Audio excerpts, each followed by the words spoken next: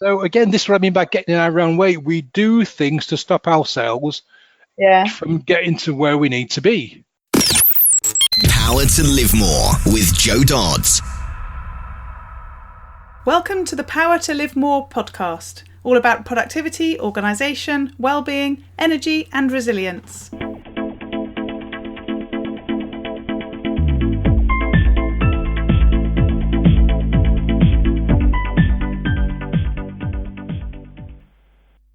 I'm Jo Dodds, and I started this show to enable interesting people to share their stories about how they use their power to live more, and by that I mean to do the stuff that they want to do more than the stuff that they need to or should do.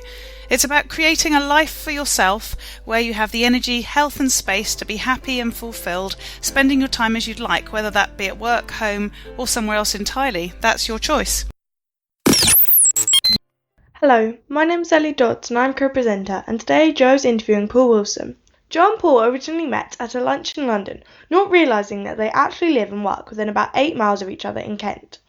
After 25 years at the Channel Tunnel, mainly in operations, Paul decided it was time to move on, do something different. 2018 was the year of new for him. He expanded his comfort zone and had a fabulous time. His passion for hypnosis was reignited after attending a one-day workshop. He loved it so much that he trained with the creator of this particular system, then spent time with his mentor. He gets a massive kick from seeing the smile on his client's face when they realise that the baggage they've been carrying around for years has gone. He loves his work as a remedial hypnotist. Back to the studio. Today I'm interviewing Paul Wilson of A Happy Head. So welcome, Paul. Thanks for joining me. My pleasure, Joe. Nice to be talking to you again. And I love your company name. So tell us who you are and what you do and where you do it, and tell us a bit about why it's called A Happy Head. Okay, well, let's start with A Happy Head. It's a really simple answer. When you look at the kind of work that I do, everybody and their dog are called John Smith, hypnotherapist, or mindset coach, or this or that or the other. And a lot of people don't understand what that word means or what those kind of phrases mean. And if you ask people what mindset means, you get 25 different answers. So I thought, what can I have that's really simple and obvious? And I worked on a few different phrases and ideas, and I came up with A Happy Head because essentially we all want to be happy or happier. And where do you get happy? You get happy in your head. What do I do? It's a really good question, actually, because it's a bit of an undefined thing. My sort of elevator pitch is I help professional people who are struggling with imposter syndrome to help them get back on track and get on with their lives and achieve life goals, all that kind of thing. And what I do essentially is I use a mashup of hypnosis, NLP, discombobulation, which is one of my favorite all-time words, and some coaching to help people get out of their own way, essentially. And I can do that in some cases in one session of 90 minutes, and in other cases 3 or 4 sessions. And I've just started a new thing where I'm going to be actually doing some life coaching because I'm 59 years old and I've been through so much stuff in my life that I feel that I'm able to, I've had a couple of clients that asked me to coach them and it's worked out quite well. So I thought, well, why not add another string to my bow? Yes, yeah. So, okay, and where are you based? I'm based in sunny not so sunny Folkestone, which is southeast England. I've been living here for 7.5 years, but ironically, I see most of my clients online using things like FaceTime or Zoom and occasionally Skype.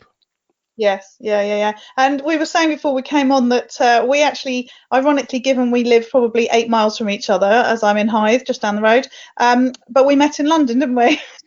It's so bizarre. We were at a thing called the London Lunch 5, 6, 7 years ago, and we met there. Yeah, absolutely. Very funny. And so let me think. So discombobulate, I love that word too, and we'll explore that in a short while. I love the alliteration in A Happy Head, so that's good too. And you sound like you must be from up north a bit as well, which sounds like a good thing to me. Is that true? Well, only the best people can come up north. Yeah, I'm from Hull, Hull, Hull. So you've got to say Hull. If you say Hull, that's a southerner saying it, but if you actually live in Hull, that's why we call it. And it's in sort of this little bit of the corner of England, south of Newcastle, but north of Watford is probably the best way, and go east.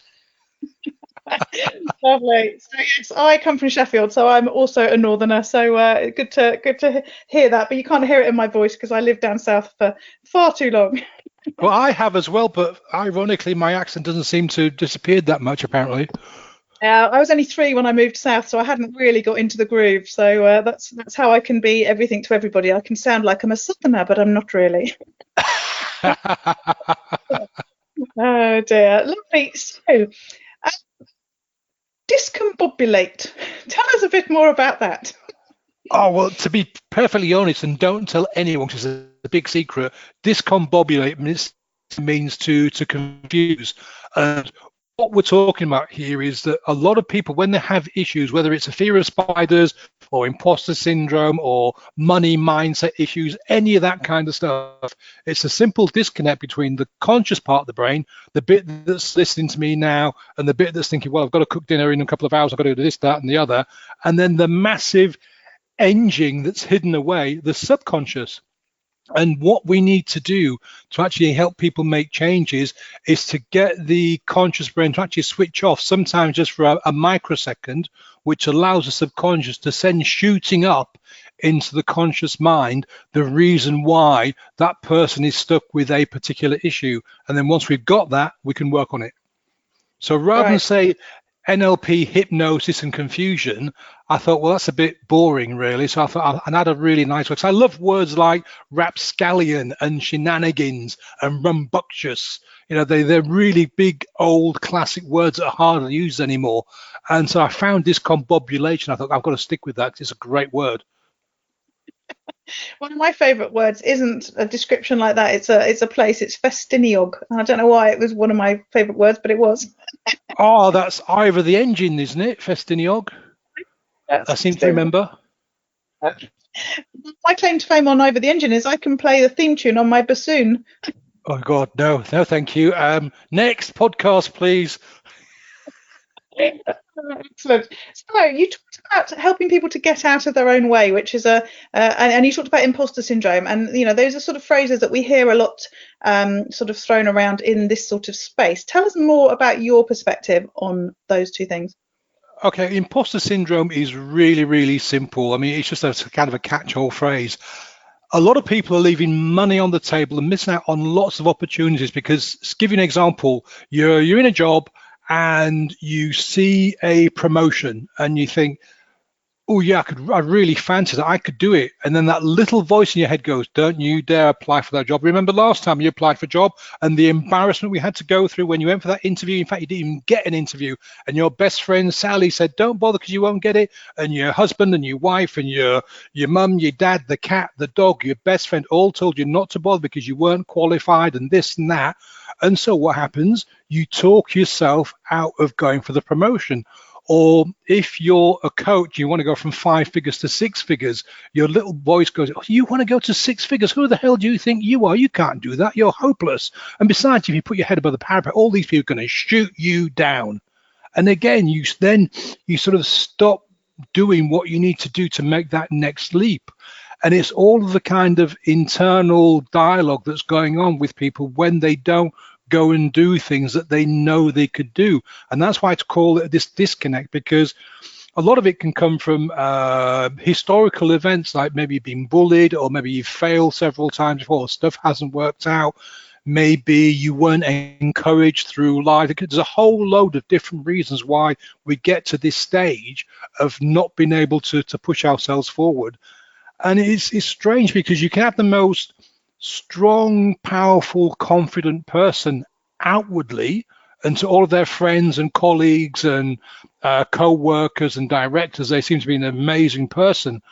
But if you take them to one side, they go, actually, I'm crapping myself. I really want to become CEO, but if I do that, I just know I'm going to make a real hash of it and people are going to laugh at me and I'll fail and I'll have to resign. I'll never get a job ever again. And there's this continuous dialogue that's going on in lots and lots of people. And it's not just ordinary folks like you and I. I read an article the other day where it's about 17 or 18 very, very, A-list celebs who all confess to having imposter syndrome and kind of like there, but for the grace of God, they went. And if they hadn't, we would have never heard of them. Yes, yeah, and the same. I've heard a lot of CEOs have exactly the same thing. Yeah, and absolutely. In the outside world, they don't look like there's any problem at all, but actually internally, they have that stuff going on all the time. Oh, yeah, there's lots and lots of people who you would never think would be suffering with something like this. They suffer with it, and it holds them back, and it costs them lots of grief. And they are also missing out on opportunities because of this thing inside the head sometimes will overpower them, and they won't do certain things. And I think this is one of the reasons why a lot of famous people and a lot of CEOs actually end up screwing up. They'll have some kind of a crazy affair, or they'll make some really stupid mistake or some really bad decisions. And I personally believe it's this thing of like self-sabotage and the imposter inside going, you can't do that. I told you couldn't do it. You're a fake. Get back to where you need to be. And I mean, my favorite example of this is Gerald Ratner. Do you remember him? Yes, yeah. Yeah, they had the massive, successful jewelry chain worldwide, and it sold the cheap stuff. And one day, Mr. Ratner is at a dinner, and he stands up to do a speech, and he says something along the lines of, "We sell crap." And the next day, the stock went through the floor. He was out on his backside, and I think he's now doing the rounds as a business speaker, which is a world of difference to where he was 10, 15 years ago when he made this big boo-boo. And speaking about the fact that he made that boo-boo. And that's it, yeah, and actually talking about it as well, which is ironic. He's turned it around. Yeah, exactly. And so I wonder, in that moment, did he realise the impact it was going to have consciously, or as you say, is it just that, it sort of blurted out because it was all too good to be true, or was, I don't know. At the time, sorry. I was going to say, at the time, I thought he was just quite arrogant and didn't think through the consequences of saying it. But now you're putting a different sort of spin on it. I mean, I've never met the guy, so I can't sort of say for certain, but I've got two guesses. One guess is that he'd had enough of what he was doing and he couldn't figure out a way of getting out gracefully. Maybe there was no way for him to get out gracefully. And so subconsciously, his body's going, his brain's going, we need to get out. How can we get out? I know what we'll do. We'll do a Freudian slip and we'll say something really stupid. So again, his rational brain probably thought, I've got my speech, I'll do my talk, I'll have a glass of wine, and then the chauffeur will take me home and we'll start again tomorrow morning kind of thing. But he did the speech and he said these famous 3 words or whatever it was, and the next day he's out on his back end without a job and, having to start his life again. And I think potentially that's where he wanted to be. Maybe he was fed up with it and subconsciously just didn't want to do anymore. Yes, yeah. So this concept of getting out of your own way, what does that mean? Well, a lot of the times we create, the problem we've got is that we live in a very, very sophisticated world. We've put people on the moon. We've got these things in our pockets that have the world's knowledge at our fingertips. We live longer, we're healthier and all this. But we still have the same brains as our ancient ancestors from 50,000 years ago that were living on the savannah, hunting and gathering. But the problem is there are no predators behind the bushes. There's no saber-toothed tiger. There's no pack of hyenas. There's no lions and snakes and crocodiles for most of us. But our brain still reacts to those kinds of fears. And what we've kind of done is we've attached these emotions like anxiety and stress and fear onto things like what will people think about me? And, being bullied by the boss or not wanting to go to work and all kinds of things. Because we don't have the predator anymore, the brain still wants to react to predators because the brain has one function. It has one simple function, and that is to keep us alive and to protect us. So so the things like fight or flight is to keep us alive. That's why everything drains, all the systems shut down to put all the energy into you being able to fight or to run like hell. Yeah, your digestive system shuts down, your all kind of internal systems actually shut down temporarily to give you as much energy as possible to do what you need to do to get away or to survive. That's why we can get sort of food sick and car sick and all the rest of it. It's all to do with the body trying to protect itself and keep it alive.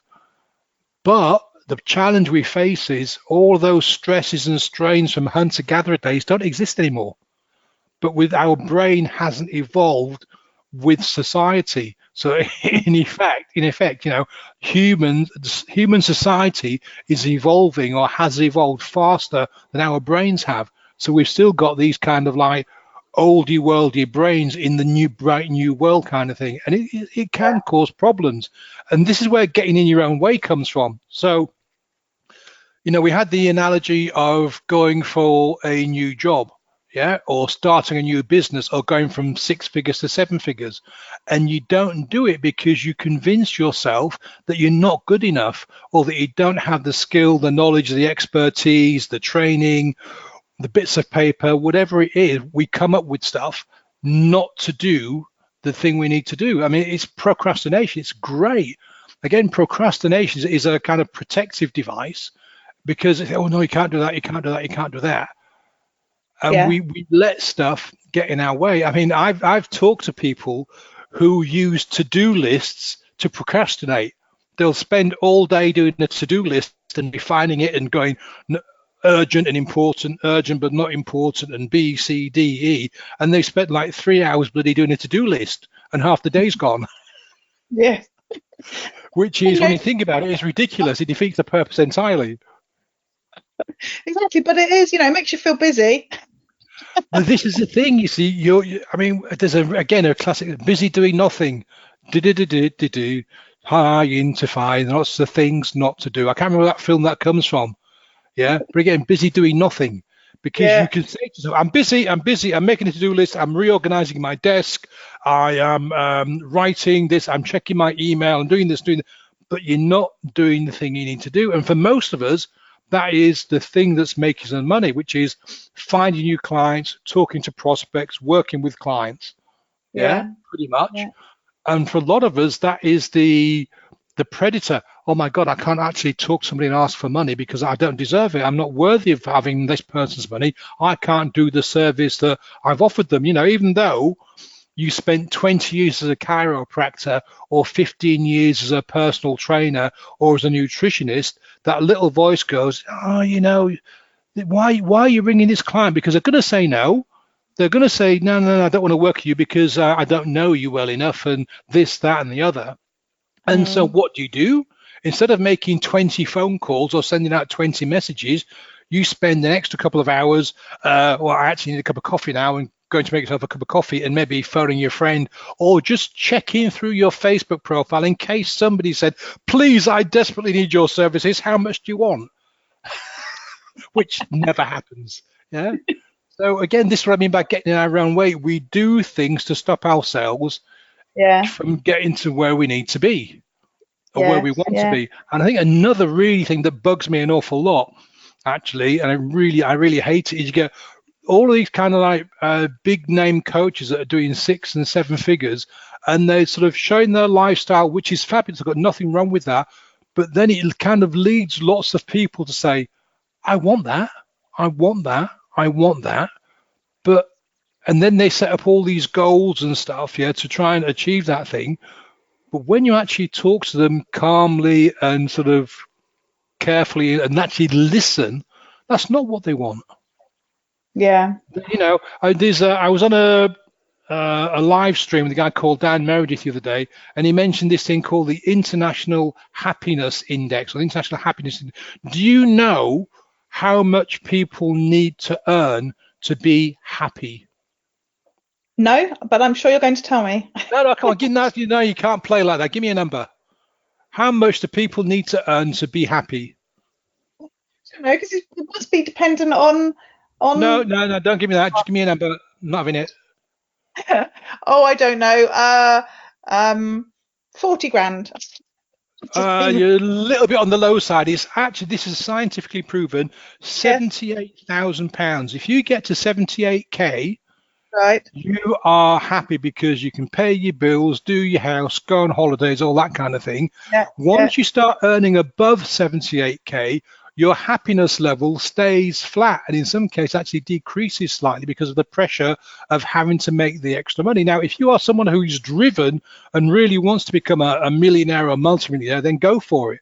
But for the vast majority of people, they don't actually want or need that, and so they needlessly struggle and suffer and stress and get anxiety and spend their lifetimes procrastinating because they're trying to chase this dream which isn't actually theirs. And I actually spend quite a bit of time with my clients getting them to realize what they really, really want out of life. And for most of them, it's nowhere near these 6 and 7 figure numbers. It's a lot closer to home, like wanting to be happier, wanting to spend more time with the family, wanting to go fishing more, or, you know, have lunches with friends and do a bit of, you know, painting or whatever. Yeah, but there's a perception out there that we have to go chase the dream. And people do this. Sorry, go on. I absolutely agree with that. I do think I often come across people who don't really know what they want. So, you know, like we're striving for something that we haven't really clearly defined. And, you know, there's that thing about people living in the future, you know, what they want rather than appreciating the present, i.e. what they've got, and being unsettled, you know, because of that. Yeah, absolutely. The two biggest issues with people today is we spend too much time looking into the past and, you know, anxiety about it. This happened, that happened. Oh my God, I made this mistake, that mistake, and then catastrophizing the future. Like, oh my God, if I earn 6 figures, that means people are going to come chasing after me for money that I don't owe, or I'm going to die of a heart attack, or this is going to happen, or the world is going to end. We're going to get hit by an asteroid, or I'm going to get attacked by terrorists, or I'm going to get kidnapped, and rather than just focusing in on what they're doing right now. Yes. For a lot of people, that's impossible. I mean, this is to make you laugh. I actually was in a pub the other week and watched this couple come in. It was clear they were on a first-time date, like a Tinder date or something like that. Yeah. Now, you would have thought that if you're going on a date with someone, you would spend most of your time getting to know that person that you got on the date with. Yeah. Yes. Yeah. Both people in this particular date couple spent most of their time fiddling with their phones and on their phones. And if you think about it, if you're on your phone, you're either looking for another date, which is future, or reading a post about the past. Yes. Yeah. Rather than actually existing in the moment and sitting with the person opposite you and having a real-time conversation and chatting to them. Yes. Yeah. I think this is one of the biggest problems that we have around the world with all kinds of different issues, is that we don't actually have proper conversations anymore. I've got an opinion and I'm going to give you my opinion, and you've got an opinion, you're going to give me your opinion back, and neither of us are actually going to listen. We've lost the art of listening. And it's the same with prospective clients. I mean, because I'm in the business that I'm in, I get people contacting me all the time with various offers and stuff, and not once has any of these people ever actually sat and really listened to what I had to say. Yeah, they go, "Hi Paul, how's it going? What are you up to?" And I go, "I'm good, I'm doing X, Y, Z." "Oh, excellent, right, by the way, listen, I'm into this, that, or the other, and I think it'd be a really good match for you." And then off they go on their pitch. They don't take any time to actually listen to me and find out who I am as a person. And this, I think, is an issue for people that are listening to this podcast in their personal lives and business lives as well. We don't actively listen. If you think about it, when you have a conversation with someone, a lot of us, what we'll do is, with the person opposite us is speaking, and what we're doing is we are preparing our response. I actually put a post out a couple of weeks ago and had some fascinating responses. I said, "Look, if I promise not to sell you anything, can we have a conversation?" And you got loads and loads of comments, and most people were like really suspicious of why I wanted to talk to them. And I got a couple of people, and I've had some fabulous conversations with these two people, And it's been great. And I haven't sold them anything, but I've learned about people who are, in inverted commas, doing the old air sign, friends on Facebook who I've never met before, but now I know them really well. Yes. And that's fabulous, because I've now got 2 actual friends on Facebook who I've spent the time to have a conversation with and listen to their lives, the good, the bad, the indifferent, and where they're going, what their dreams and goals and ambitions are. And that's what a real conversation is. I didn't try and pitch them. I didn't try and tell them my story. I just said, look, let's get you started. Tell me about yourself. And the only time I kind of spoke was when they were kind of like flagging a little bit, and I'd just give them a little prompt to carry on the conversation. I mean, the first conversation, make you laugh, the first conversation I had as part of this process lasted for 7 hours. God. When was the last time, apart even on your podcast, Joe, that you had a conversation with anybody that lasted that length of time? Well, actually, as it turns out, probably last night, because I met my friend and I'm just thinking about the fact that we didn't go to bed until 2 o'clock in the morning. So probably last night. But all right, before last night then. Before last night. No, it doesn't happen, does it? And certainly, we've only got 20 minutes left on the podcast. Oh, you better get ask me some more questions, and I'll shut up. No, dear. Yeah, no, as you say, that sort of in-depth conversation you don't often have, because, frankly, we don't mostly have the time for it, do we? So I guess... No, I disagree. We don't make the time for it. Yes, I mean, most people spend more time on watching TV than actually interacting with the members of the household or with their friends, So when people say, I don't have time, I'm sorry, that's bollocks. People do have the time, but the thing is, we don't make the time. No. If you want to do anything, you went to see a friend last night, you spent 7-8 hours with that person, you made the time to go and see her, yeah? Yeah. And exactly. That's what we need to do. We just need to make the time, but we don't. No, I agree. So tell me what you do, because you've had a different background. You haven't always done this. Where has this come from for you? What's the driver? Oh, right. Excellent question. I've always had a fascination with psychology and the brain and neuroscience and all that kind of stuff, and hypnosis and NLP, but I've never done anything with it. And I'd been put off with learning to become a hypnotist, because in the past you had to learn pages and pages and pages of scripts by heart. And that's just not me. So I kind of put it on the back burner and just had an interest. And then after 25 years at the Channel Tunnel, in December the 1st, my 25th anniversary, I left for numerous reasons. And 2018 was the year of new for me. I took on a personal trainer, lost a lot of fat, put on some muscle. I did a stand-up comedy course in London. And then I got invited to this workshop, a one-day workshop of this new system called the control system. And I was working with this lady who had a massive fear of snakes and worms and anything that wriggled, basically. And we did some work, and I got some really, really good results, and she was chuffed. And I thought, well, that's okay, but, I wasn't really overly impressed. The next day, she actually posted a video, her and her family being for a walk in the woods, and hubby was videoing with his phone, as he usually does. And then he said, darling, you've got to move out the road there because there's a massive worm, and, we'll have to just go around it. And she said, no, it's fine. And then she approaches this worm. She very carefully gets on her knees, scoops this up in her bare hands, no gloves, carries it and puts it on the grass. And the comments coming from the husband can lead you to believe that this is a rare occurrence, yeah? And he nearly drops a bloody phone. And I was absolutely flabbergasted. I thought, bloody hell, I've got a superpower. And that's literally what went through my mind when I saw this video. I then contacted the people that had trained me, found out who had trained them, went to become a control practitioner with a guy called Tim Box, who created the system, went to Tim's mentor, spent some time with him, and sort of a continuing ongoing research and training and study and all that kind of stuff. And I've now been in business for just over a year. And I absolutely love it. And the thing that I really love about it, okay, it pays the bills and everything, but it's seeing the look on a client's face when they realize that all of this baggage they've been carrying around forever has suddenly gone and it isn't there anymore. And I get things like, oh, that's bloody weird, or that's freaky. I feel lighter, more relaxed. I can't see this baggage anymore.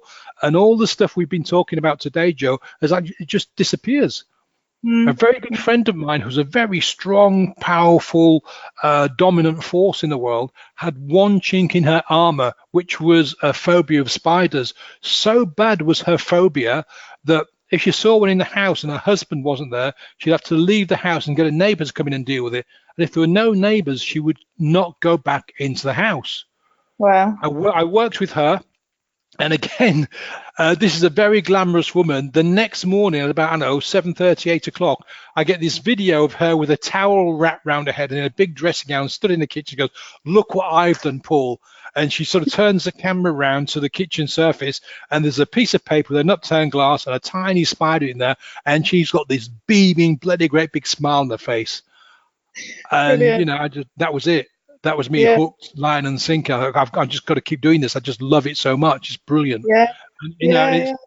I mean, I've made so many mistakes in my life. I've screwed up and I've hurt people and, I've been a real nasty bugger in some cases. And now this is a kind of way for me to be able to turn the tables and help people and do a bit of paying it forward, because regardless of whether you believe in hypnosis or not, or NLP or any of that kind of stuff, it works.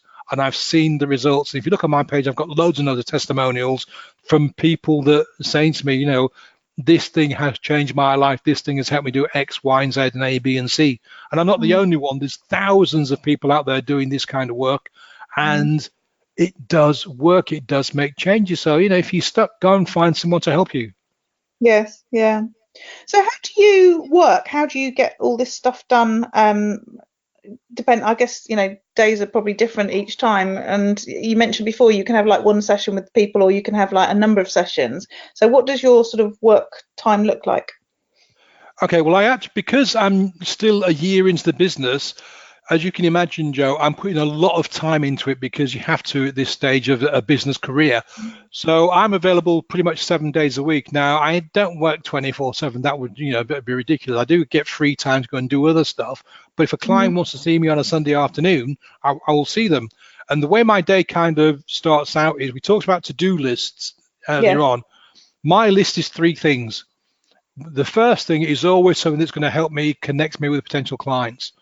And then the other 2 things are stuff that has to be done, like, do I need to place an order to get some shopping delivered, or I've got a bill to pay, that kind of thing. But no more than 3.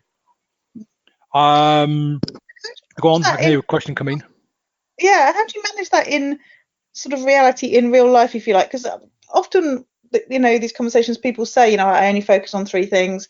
And, we've had, Roy Carter on a previous show talked about that. I think Wendy Keir did as well. And that sounds really simple, but actually there's always a ton of stuff to do. I disagree. There's never a ton of stuff to do. When we're working for ourselves, there's one thing we need to focus on. Yep. And that is bringing money in, bringing business into our lives, whether that's with products or services or face-to-face with clients. That's the one thing, Shelby. I mean, you've got, you've got, your domestic stuff to do, and you've got to pay your bills, and you've got to do your tax and all that kind of stuff. But all of that is ancillary.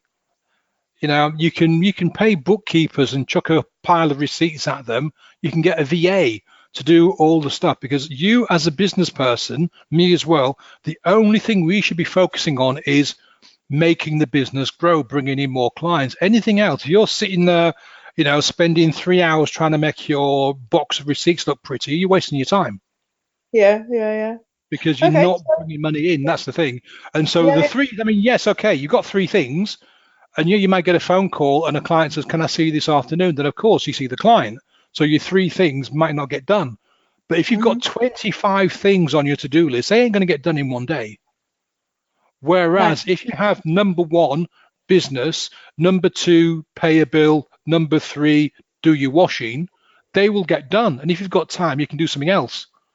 And it's a lot less stressful than if you pick a piece of paper up now, an A4 sheet, and you look at a list of 25 things, that can be overwhelming. That can be, oh my God, I can't get that stuff today. That's not possible. I mean, I just may not well bother. And for a lot of people, they will not even start with the number 1 thing on their list, because the list itself is frightening, it's scary, it's overwhelming, makes people feel anxious. Whereas if you've got 3 things on your list, anybody can do 3 things. And then if you've got time after those 3 things, you can do some of the other stuff. Because people, like we talked right at the start of this conversation, Joe, a lot of people are busy doing nothing. Yeah. And you have to be honest with yourself. You've got to be really honest with yourself. What's the most important thing you need to be doing right now if you had a gun to your head? And for most of us, that's finding clients, talking to clients, working with clients. Yeah, absolutely. And that's pretty much it. And you know, this podcast, you're doing that to get your name out there and bringing you more potential clients. Yeah, absolutely. So you're doing a thing now that is helping you to get in front of potential clients. So this is like an important thing for you today. Yes, yeah, exactly. It's the most important thing today, Paul. Yeah, absolutely, of course. So you talked about your bit of paper with your 3 things on. What other tools and apps and systems have you got to make sure you do the things that you need to do and to keep your business sort of ticking along and your life? Right. Okay. I'm going to give you one that nobody else has probably ever given you, and that's Facebook. Oh, okay. And I'll explain why. Facebook is the most amazing way of connecting with potential clients and existing clients and past clients, all that kind of thing. Yes, it can be a huge distraction, but only if you let it be a distraction. Yeah. There are something like 2 billion people on Facebook around the world. So if you can't, if 2 billion is not enough for you, then you must have a bloody big business. But so with Facebook, you can get in front of clients, you can talk to clients, you can tell people what you do, you can show people what you do, you can communicate with them by phone, by text message, you can do all that kind of stuff. But as we've just been talking about, one of the best productivity apps for me on Facebook is going live on Facebook on your page. Yeah. Because people, and it's a cliche, but I can't think of a better way of putting it. People buy from people. People buy from people that they know, like, and trust. Okay? The easiest and simplest way to get in front of potential people so they can actually see you and get to know you and get to like you is you pick up your phone, click your Facebook app and press go live and then talk to your phone. Yeah? You can tell people your story about how you got where you are, what you do, how you do it, the whole thing. It is the best way of getting in front of people and getting people to know you. And it's free, assuming that you've got a phone, of course, and a Wi-Fi link. But apart from that, it is essentially free. It does not cost you any money. Yes. So that's my number one thing. If a lot of people aren't using Facebook properly, they are, it doesn't work, I can't use it, it's too much of a distraction. Well, it will be if you let it be, but if you do use it properly, it's brilliant. My next favorite app, I'm going to rattle this, is a piece of A4 paper and a pen.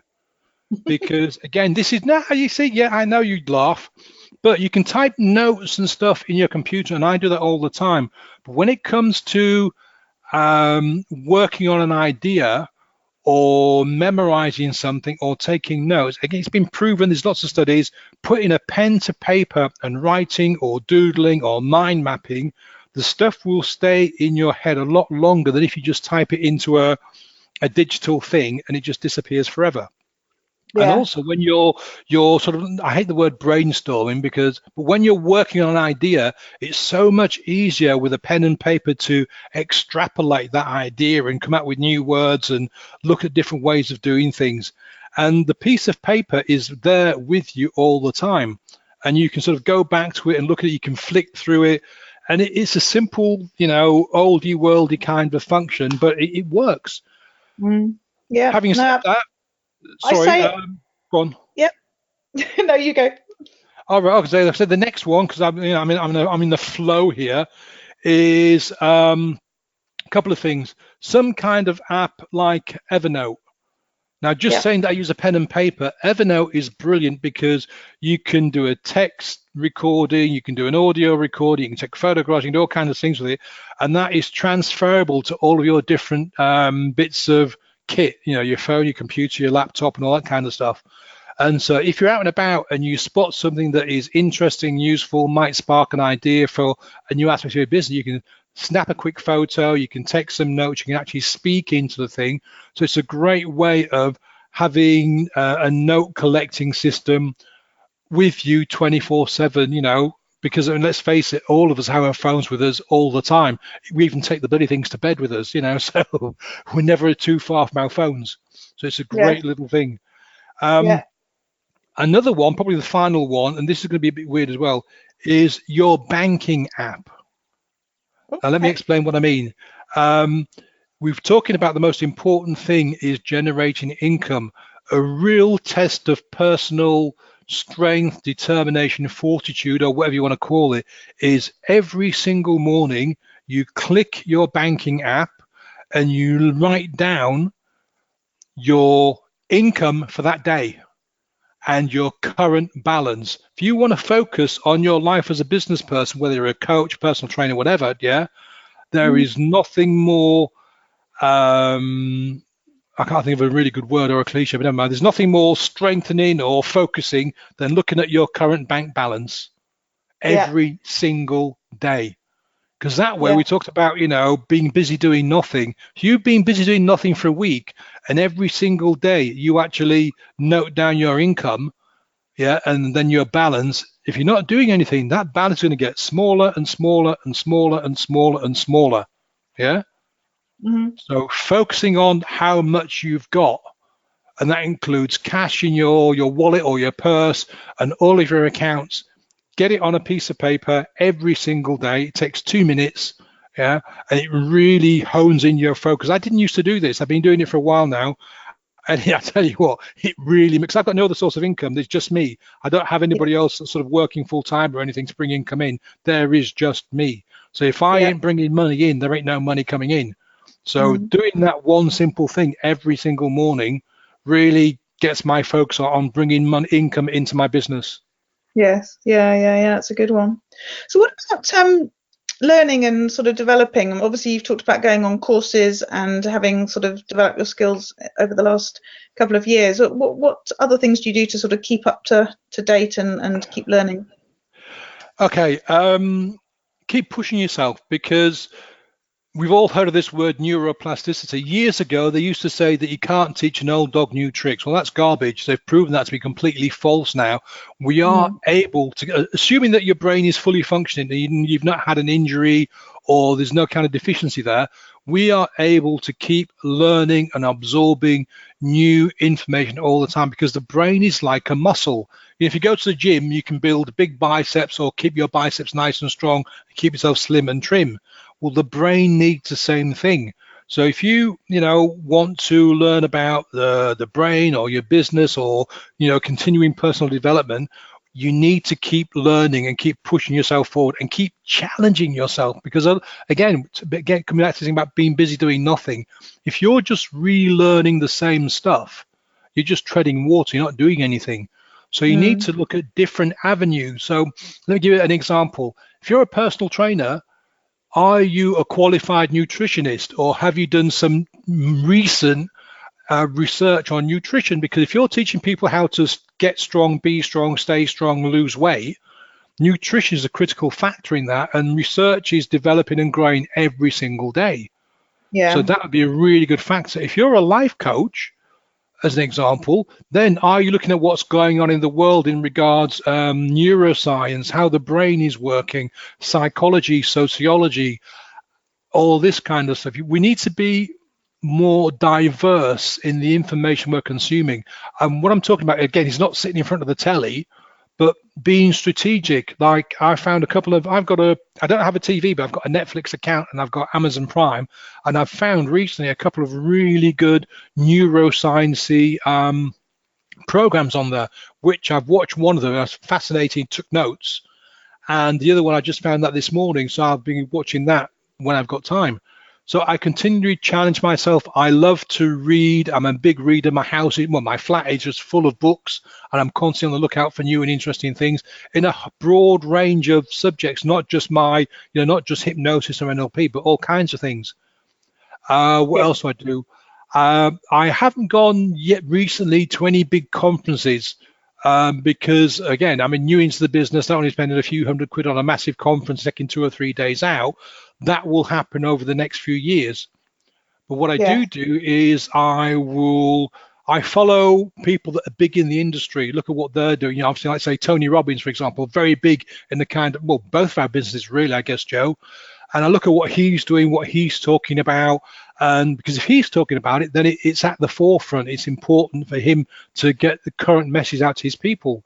And then, people like Bandler, Paul McKenna, and other people in sort of the science industry. A guy called Dean Burnett, who I follow, he's written a brilliant book, which is called The Idiot Brain. A neuroscientist explains what your head is really up to. It's a great read. It's like a non-sciencey science book explaining lots of different things about the brain. It's fascinating. Yeah, that sounds really interesting. I saw an article that I shared on Facebook the other day about a lady like years ago, like I don't know, the 1950s or something, who talked about anxiety and how the brain, going back to what you're saying about fight or flight and all that sort of stuff, needs to sort of you need to sort of know that your brain just does that. And once you know that and you can let it sort of go, let it pass, if you like, let it happen and pass, you can reduce anxiety. And so she was saying, a lot of people have ended, because she had it herself, that people get anxious because of fight or flight responses, but then they get worried and anxious about the anxiety that they've got, and then it's a vicious circle and it just gets worse and worse and worse. And so she talked about sort of curing that, but it was like, years and years ago. She died like 20 years ago and she was 80 or something, but she did it in I don't know, the 60s or something, but in the 30s or 40s, I think, actually. But I'd never heard of her before, and I'd never really heard of that concept, and a lot of people are doing that stuff now, and you've probably learned about that through all your sort of studying, but it was interesting how they knew so long ago that was an issue with the whole anxiety piece and stuff, but they didn't really tell anybody. Well, the thing is that, people have known about this forever. I mean, the Stoic philosophers knew about this. Yeah. They knew about the fact that you shouldn't chase other people's dreams, that you should live in the moment, because anxiety, as an example, is a natural process.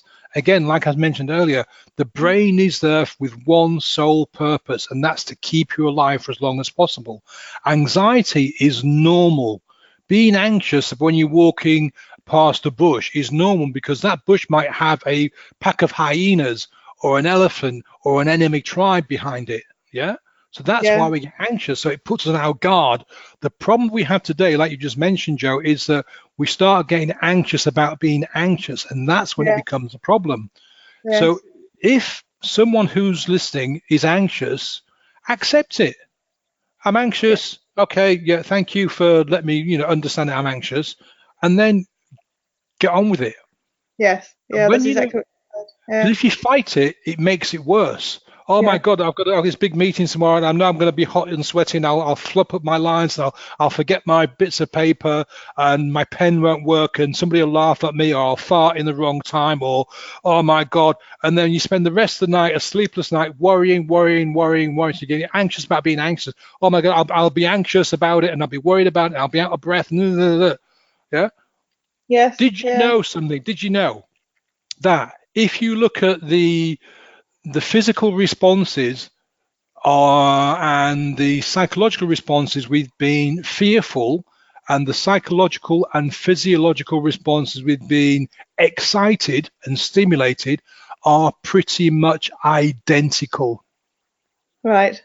They are identical, but we give them different labels. I mean, this actually, it sounds like a bit of a urban legend, but it's true. Somebody once interviewed Bruce Springsteen and said, you've been doing this for years, and how do you know when you're ready to go? It's, I started getting really excited. I'm jumping up and down. My heart started beating really fast. My palms get hot and sweaty, and I can't keep still. And then I know I'm ready to go on stage. Yeah. Somebody had interviewed, I think it was Carly Simon, and they said to her, how do you get ready to go on stage? She said, well, my palms start shaking and get all sweaty, and my heart start palpitating, and I get shortness of breath, and then I know I'm having a panic attack and I can't go on stage. And they both described exactly the same physiological and psychological symptoms, for want of a better phrase, but one said it was fear and one said it was excitement. And this, again, this is not just me waffling on. This has been proven lots and lots of times. There's studies about this. So if you're feeling anxious about the presentation you've got to give or the client you've got to talk to, accept it. Say, okay, fine, I feel anxious. What you could do is say, actually, I'm feeling excited, because it's the same responses. So maybe just change the label. Yeah, I love that. Really like that. Thank you. Just change the label, because it's the same thing. Because think about it, you'd be dead if you were going to speak in front of 2,000 people. I know you're a speaker, Joe, so you probably can resonate with this. If you're going to speak in front of a couple of thousand people, you would be dead if there weren't some kind of sensations going through your mind and your body the minute before you're about to step on stage. Yeah. So that's a normal thing. Anxiety, a little bit of fear, a little bit of excitement. It's normal. It's standard. It comes from, again, going back to our ancestors, it comes from all of that stuff that we had to deal with way back then, and it's still with us. So just work with it. Don't fight it. Yeah, absolutely. So to change the subject a bit, maybe to the last couple of questions, what about those days where things go wrong? So, it's a bit linked, I guess, to the anxiety bit, but, if something goes wrong, you have a horrible day, how do you deal with it? Oh, I get a huge axe and chop my head off, basically. Oh, good. Yeah, I was glad you said that. I thought, simplest way, just chop your head off. No, I mean, I said earlier on, I've made mistakes. We all make mistakes. There is nobody on this planet that has not made a single mistake, that hasn't screwed up, that hasn't had a bad day. And this sounds really moronic, and it is, but it works. At the end of the day, you go, well, geez, that was a shit day, wasn't it? Hopefully I'll make something tomorrow a better day. Yeah. Because the thing is, today, that day has gone. That day no longer exists. So you can't go back and undo it. You can't go back. I mean, I use a really brilliant cliche, spilt milk. In the days when milk used to come in glass bottles, if you dropped it, your mum would say, or your dad would say, there's no use crying over spilt milk. Because think about it. You drop the glass bottle of milk on the floor, you can't undrop it, can you? And there's two ways to react. You go, oh my God, I've dropped a bottle of milk, and it's going to take me ages to clean it up. That's 50p loss. Oh my God, I'm just so used up to your klutz. Or you can go, that was a bugger, and then get your dustpan and brush, clear it up, get rid of it, and get on with your day. Same scenario, two different ways of dealing with it. One way, you get angry for a microsecond, because that's normal. You get a bit pissed off for yourself because you're, oh God, that was not a very good thing to do, was it? And I've got to spend 2 minutes, but that's it. You just 2 seconds of, what a klutz, then get on with it, clean it up, get on with your day. Whereas what a lot of people will do is go, oh my God, what? I'm just so hopeless. I can't even hold a bottle of milk, and now I've got to spend time, and I'm supposed to be doing this. I've got to bring that person in 5 minutes, and I might get a glass in my hands, and I'm going to get my trousers dirty, and I've got to go to work, and that's what a lot of people do. Yes, and that's why people get heart attacks at 35, and are drinking 2 bottles of wine a night and all this kind of stuff, because they let themselves get stressed or overstressed, shall we say. Because again, stress is a natural function of the body. But we get overstressed, we get overwhelmed, we get over anxiety, over anxious. Yeah. So what about on the flip side of that then? So those days where you've got the chance, or you've had the chance to live more, and I say that that's about having the time to do more of the things that you want to do and less of the things that you feel you should do or you have to do. What does that day look like for you? It's all sorts of different things. My big passion is photography. So, and the reason is because when I go out for a walk with my camera, I'm just going out for a walk with my camera to find a shot, and it kind of switches my brain into photography mode. So I'm not thinking about work, I'm not thinking about clients, I'm not thinking about the weather, I'm not thinking about last week, this week, next week. I'm just out walking, looking for a photograph.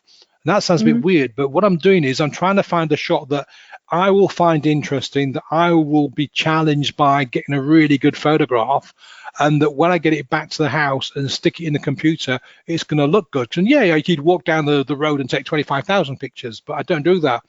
I'm deliberately going to look for something that maybe nobody's seen in my town before, or maybe give it a different perspective or a different view, different weather conditions, different light, different shadows, all this kind of stuff.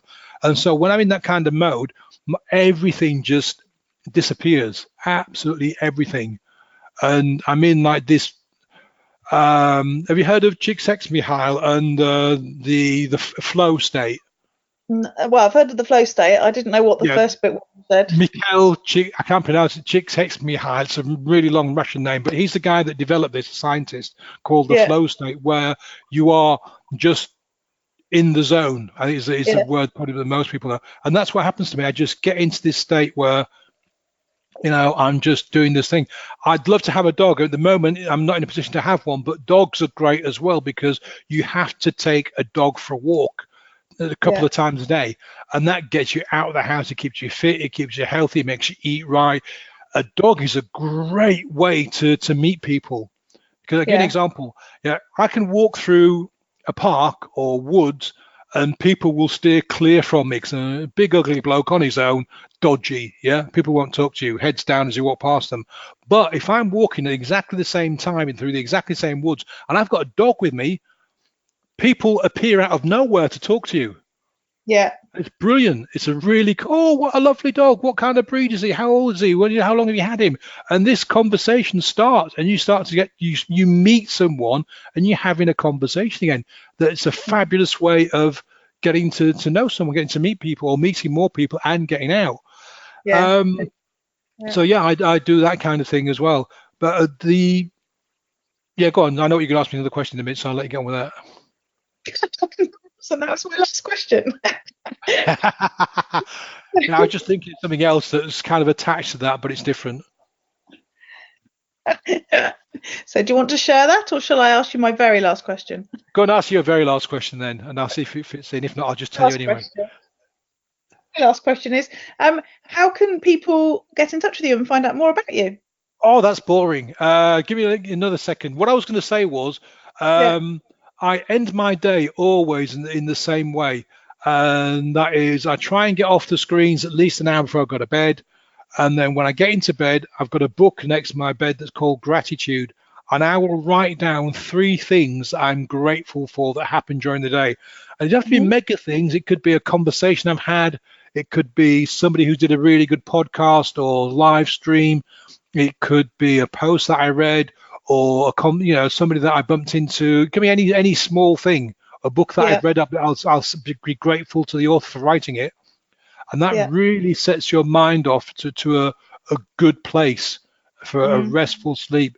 And it helps with stress, it helps with anxiety, helps all kinds of things, just to sit down and find 3 things that you're grateful for. Because in the West, we don't understand how lucky we are to have, running fresh water that you don't have to walk 5 miles there and back to get, to have a roof over your head, to not live in a war zone, to have walk down to a supermarket to buy food, all that kind of stuff, and more, access to free medical stuff, etc. We are so lucky, but we spend so much time not being grateful. So that was the last thing I want to say. Where can you get me? Best place is Facebook. Facebook.com/Paul Wilson Hypnotist. That's my main page. If you'd like to email me, that's another one. info@ahappyhead.com. And my website is, ironically, ahappyhead.co.uk. Lovely. Thanks, Paul. It's been great interviewing you today. Thanks for joining me. Brilliant, Joe. I've loved it. Thank you very much indeed. All this information is available in the show notes. If you go to powertolivemore.com / in this case 136, then you'll find them there. And this week I just want to remind you about the whole concept of self-care as we go into the holiday period. We've got Christmas obviously on the way, and then New Year. I think I'm allowed to say Christmas now. It's close enough, isn't it? And it just can get really overwhelming. There's such a lead up of stuff to do in your business and in your personal life to get organised in lots of cases, and it can get quite overwhelming. And we talked last week a bit about overwhelm. And I just think when it's all happening around you and you've got loads of people around, and maybe you're one of the introverted people who needs to get energy on your own rather than gets energy from people, then just be aware of that and carve out some time for yourself to go and sort of regain that energy. Or if you just find it all a bit frenetic, all a bit noisy, and just not what you want to be doing 24/7, again, just find a moment to perhaps go for a walk or read a book, or say that you're going off to have a nap, or whatever it might be, just to try and take that time to look after yourself to get you through that period. Obviously, at the same time, have a brilliant time. And you've heard me talking about the membership site throughout the last few months. And as you may remember, there was an introductory offer for what I was calling beta members, which I have kept live until the end of the year. And I don't know about you, but I often find the sort of Christmas, New Year period where things get a bit quieter to be a really good time to take stock of what's happening and obviously think about what I'm going to be doing next year, but also look at learning, look at thinking about the things that I need to work on in my business, think about what I have perhaps invested in during the year and haven't actually taken advantage of as yet, and all that sort of stuff. So, you know, sometimes there's some quiet periods between the two sort of main celebrations, and that gives you time to do that sort of thing. If you find that you have that time too, and you've been considering joining the membership or at least finding out a bit more about it, then as I said, the offer for the remainder of this year is still available, and actually it's slightly better than it was before. So if you go to powertolivemorecalm.com, you'll find the login page for the membership site, and if you click on join the Power to Live More Calm site at the top, there's a link in the menu at the top, it'll take you to a page where you can then select 2019 member, and that will give you free access to the membership site for a month, and then the price after that is £37 a month, which is lower than the usual price, which will be £97 going into the new year. And it'll be maintained for the remainder of your membership. So if you were interested in finding out more and having a look and seeing what's available in the site, if you're looking for some support and accountability, learning and some materials and help to enable you to run your business and be successful as well as get to live more, then now would be a time to go and have a look. You can, as I said, if you sign up before the end of 2019, get the first month for free to give you that chance to look around. And if you don't want to keep in there and you want to cancel sometime during that first month, then you can, and obviously there'll be nothing to pay at all. If you don't cancel, then obviously it will carry on at £37 a month from there, and that price will be maintained for the length of your membership. So if you're interested, as I say, go to powertolivemorecalm.com and then just click on the Join Power to Live More Calm link at the top, and that'll take you into a screen where you can select the 2019 member option. So again, the show notes for this week's show are at powertolivemore.com/136, and we look forward to speaking to you next week. Use your power to live more.